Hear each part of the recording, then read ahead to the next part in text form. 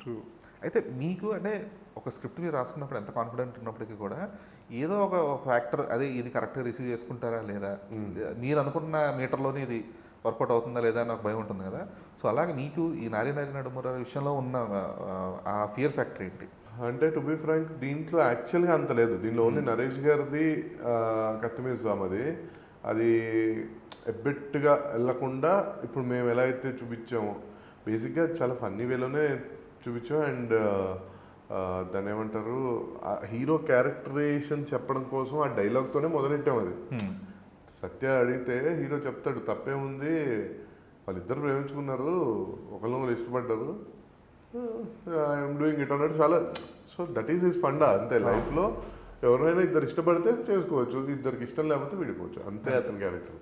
So అందుకని అదొక్కటే అనిపించింది తప్ప ఏది నరేష్ గారు అందుకే కానీ స్టార్టింగ్ ఒక్కసారి ఆ సత్యతో నీడా అని చెప్పి అనిపించేసి ఇప్పుడు ఎదుగుతున్నాడు వీడికి ఇంకెప్పుడు కనబడతాయో చుక్కలు ఇంకొకసారి అది దాటేసిన తర్వాత ఇంక డన్, ఇట్స్ రెగ్యులర్ ఇది.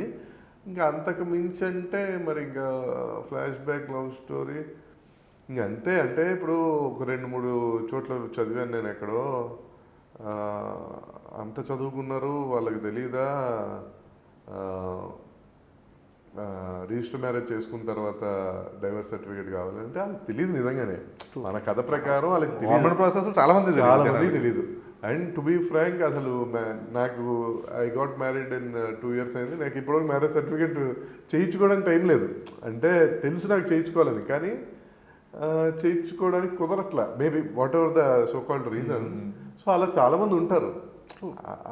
అలాంటి పాయింట్అవుట్ చేసినప్పుడు అనిపించింది నాకు, అంతే తప్ప అందుకంటే సామజవర్గంలో was very difficult in that task. ఎందుకంటే డైరెక్ట్గా సిస్టర్ అనేసరికి అందరు కొంచెం ఇబ్బంది పడతారు. బట్ అది కూడా ఎవరెవరో చేసుకోవడం వల్ల వీళ్ళు అయ్యారు తప్ప అన్నది అలా రెండు కొంచెం ఇబ్బంది. కానీ దానికే ఆ చిన్న ఇది ఇంకా చెప్పాలంటే అదే కొంచెం ఇంకా సీరియస్ ఇది light hearted very happy film. Okay. And